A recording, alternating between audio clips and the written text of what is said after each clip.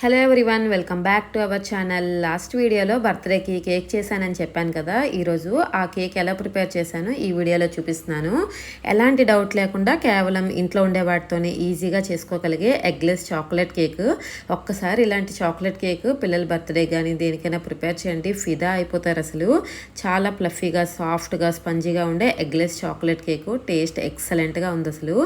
జనరల్గా కేక్స్ చేసేటప్పుడు చాలామంది బేకింగ్ పౌడర్, బేకింగ్ సోడా లేకపోతే ఏం చేయాలి అలా అడుగుతుంటారు కదా. అవి చివరిలో చెప్తాను. ఫస్ట్ అయితే ఒక బౌల్లో మరుగుతున్న నీళ్ళు ఒక 2 టీ స్పూన్స్ అయితే తీసుకోవాలి. అందులో ఒక ½ టీ స్పూన్ కాఫీ పౌడర్ని తీసుకొని మొత్తం మెల్ట్ అయ్యేలా బాగా మిక్స్ చేసుకోవాలి. కాఫీ పౌడర్ హాట్ వాటర్లో బాగా మిక్స్ అయ్యాక ఇందులోనే ½ cup milk, 1 teaspoon vinegar కానీ లెమన్ జ్యూస్ని కానీ వేసుకోవాలి. జనరల్గా ఎగ్లెస్ కేక్ చేసేటప్పుడు పెరుగుని యూజ్ చేస్తుంటాం కదా. చాలామందికి కేక్లో పెరుగు ఇష్టపడదు. సో అలాంటప్పుడు ఈ ప్రాసెస్ యూజ్ చేస్తే చాలా బాగుంటుంది.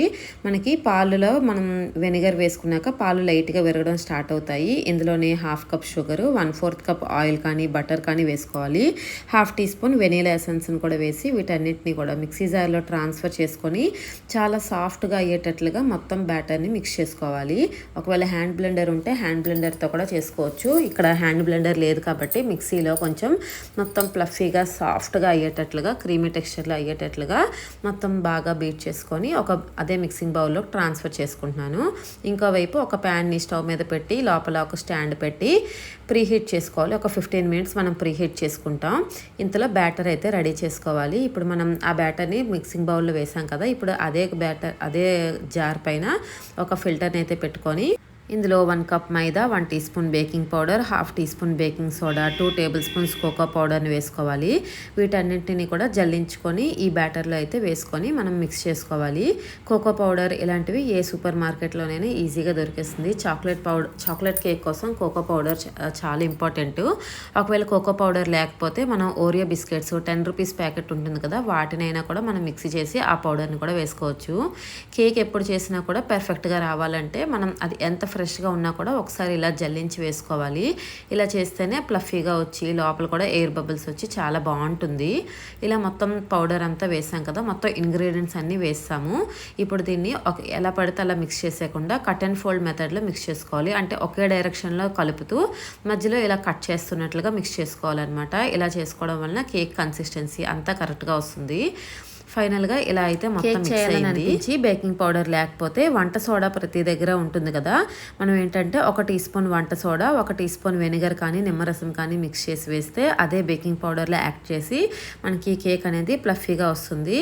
అలా కాకపోయినా 1 teaspoon ENO powder, 1 teaspoon పాలను వేసి కూడా మనం బేకింగ్ పౌడర్లా యూజ్ చేయొచ్చు. కాకపోతే ఏంటంటే మొత్తం ముందే వేసేయకుండా చివర్లో జస్ట్ ఆ బ్యాటర్ని కేక్ టిన్లో వేసే ముందు మనం ఈ ప్రాసెస్లో వేసి మొత్తం మిక్స్ చేసి కేక్ టిన్లో అయితే వేసుకోవాలి. ఇక్కడ ఇంకోవైపు కేక్ టిన్కి నేను కొంచెం ఆయిల్ అప్లై చేసి దాంట్లో మైదా పిండి కానీ గోధుమ పిండి కానీ వేసి డస్ట్ చేసుకోవాలన్నమాట. బటర్ పేపర్ ఉంటే బటర్ పేపర్ కూడా వేసుకోవచ్చు. ఇక్కడ బ్యాటర్ కొంచెం కన్సిస్టెన్సీ చాలా థిక్గా ఉన్నట్లు అనిపించింది. సో కొంచెం పాలంతే వేసుకుంటున్నాను.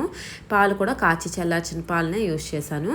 ఇవి ఎక్కువ వేడిగా ఉండకూడదు, అలా ఫ్రిడ్జ్లోంచి తీసిన పాలు కూడా అవి ఉండకూడదు. జస్ట్ నార్మల్గా రూమ్ టెంపరేచర్లో ఉన్న ఇంగ్రీడియంట్స్ మనం వాడితే కేక్ అనేది ఫస్ట్ టైం చేసినా కూడా చాలా ఫ్లఫీగా, సాఫ్ట్గా, పర్ఫెక్ట్గా వస్తుంది. ఇక్కడ బ్యాటర్ మొత్తం రెడీ అయింది చూసారా. దీన్ని నేను ఇప్పుడు గోధుమ పిండి కానీ మైదా పిండి కానీ వేసి ట్యాప్ చేసిన బౌల్లో అయితే వేసుకుంటున్నాను. మన దగ్గర కేక్ టిన్ లేకపోయినా కూడా ఏదో ఒక అల్యూమినియం బాక్స్ ఉంటుంది కదా, దాన్ని అయితే యూజ్ చేసుకోవచ్చు. స్టీల్ అయితే కొంచెం అడుగు మాడుతుంది, అల్యూమినియం అయితే పర్ఫెక్ట్గా వస్తుంది. ఇలా బ్యాటర్ మొత్తాన్ని కేక్ టిన్లో స్ప్రెడ్ చేసుకోవాలి.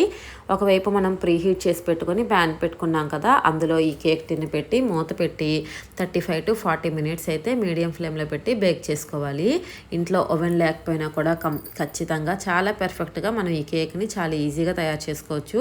దీన్ని కొంచెం డెకరేట్ చేసి బర్త్డే కేక్లా ప్రిపేర్ చేసుకోవచ్చు. మనకి ఇక్కడ కేక్ బేక్ అయిందో లేదో తెలుసుకోవడానికి చిన్న టూత్ పిక్ని కానీ లేదంటే నైఫ్ను కానీ మిడిల్లోనే గుచ్చి చూసుకోవాలి. ఎందుకంటే చివర్లో కొన్నిసార్లు ఉడుకుతుంది కానీ మధ్యలో అయితే సరిగా బేక్ అవ్వదు. సో మధ్యలో మనం జస్ట్ టచ్ చేసి చూస్తే ఎక్కడ అంటుకొని లేకుండా ఉంటే కేక్ అయితే రెడీ అయినట్టే. దీన్ని వెంటనే డిమోల్డ్ చేసేయకుండా కొంచెం రూమ్ టెంపరేచర్లోకి అయితే రానివ్వాలి. ఆ తర్వాత నైఫ్ నైఫ్తో చుట్టూ స్ప్లిట్ చేసి ఇలా రివర్స్ చేసి ఒక ప్లేట్లో పెట్టుకున్నామంటే కేక్ అయితే చక్కగా ఊడొచ్చేస్తుంది. చూసారే ఎంత స్పంజీగా చాలా ఫ్లఫీగా వచ్చింది కేక్. నేను ఇప్పుడు ఇలా రివర్స్ చేశాను కాబట్టి పైన లేయర్ కొంచెం ఉండింది, కానీ ముందు చాలా పర్ఫెక్ట్గా వచ్చింది. దీన్ని మరింత టేస్టీగా చేయడం కోసం ఇక్కడ నేను చిన్న బౌల్లో ఒక table spoon sugar, 2 table spoons వాటర్ని వేసి కొంచెం షుగర్ సిరప్ని ప్రిపేర్ చేసుకుంటున్నాను. ఆ బౌల్ని జస్ట్ స్టవ్ మీద పెట్టి ఒక 5 మినిట్స్ బాయిల్ చేసుకుంటే షుగర్ మొత్తం మెల్ట్ అయ్యి షుగర్ సిరప్ అయితే రెడీ అవుతుంది. ఇక్కడ ఈ చాక్లెట్ కేక్ని ఇలా డైరెక్ట్గా తినేసినా కూడా టేస్ట్ చాలా బాగుంది.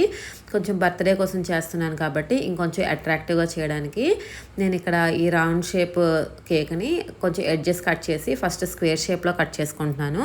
సర్కిల్ షేప్లోనైనా ఉంచుకోవచ్చు, మన చాయిసే. ఇక్కడ నేను స్క్వేర్ షేప్లో కట్ చేస్తున్నాను. అలాగే హాఫ్ కూడా 2 లేయర్స్లా కట్ చేసుకున్నాను. ఒకవేళ మనం చేసిన కేక్ బ్యాటర్ ఎక్కువగా ఉంటే 3 లేయర్స్గానైనా కట్ చేసుకోవచ్చు. ఇక్కడ నేను జస్ట్ చాక్తోనైనా కట్ చేస్తాను, లేదు అంటే థ్రెడ్ పెట్టి కూడా కట్ చేసుకోవచ్చు. ప్రిపేర్ చేసిన షుగర్ సిరప్ ఉంది కదా, దాన్ని ఈ చాక్లెట్ కేక్ పైన అయితే ఒక లేయర్ స్ప్రెడ్ చేసుకోవాలి.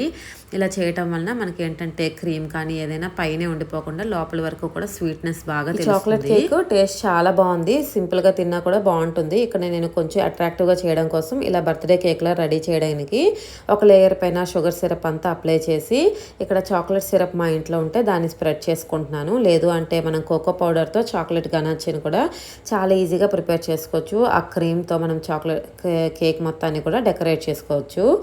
ఇలా లోపల వరకు బాగుండడం కోసం ఇంకొంచెం చాక్లెట్ సిరప్ని వేసి మొత్తం స్పాచులాతో స్ప్రెడ్ చేసుకుంటే చాలా బాగా స్ప్రెడ్ అవుతుంది. పైన ఇంకో లేయర్ పెట్టి దీనిపైన కూడా ఇలా చాక్లెట్ సిరప్తోనే మొత్తం స్ప్రెడ్ చేసేస్తున్నాను.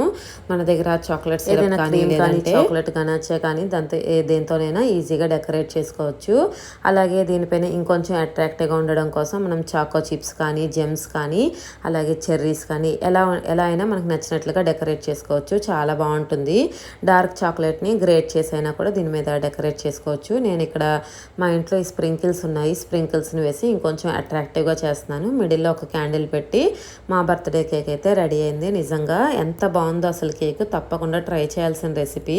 పిల్లలకి ఇస్తే మాత్రం చాలా ఫిదా అయిపోతారు. ఇక్కడ మనం ఇంకా హెల్తీగా చేయాలనుకుంటే మైదా పిండి ప్లేస్లో గోధుమ పిండి వేసి కూడా ట్రై చేయొచ్చు. చాలా బాగుంటుంది. అలా చేసినా కూడా బయట చేసిన కేక్స్ కంటే కూడా చాలా మంచిది. పిల్లలు కేక్స్ తినద్దు అంటే వాళ్ళు వినరు కదా, సో అప్పుడప్పుడు ఇలా చేసి పెట్టుకుంటే మైదా ప్లేస్లో గోధుమ పిండి పెట్టి చేసుకుంటే ఇంకా హైజీన్గా ఇంకా హెల్తీగా ఉంటుంది. టేస్ట్ మాత్రం చాలా బాగుంది. ఒకసారైనా తప్పకుండా ట్రై చేయండి. వీడియో నచ్చితే ప్లీజ్ లైక్ చేసి మరిన్ని వీడియోల కోసం ఛానల్ని అయితే ప్లీజ్ సబ్స్క్రైబ్.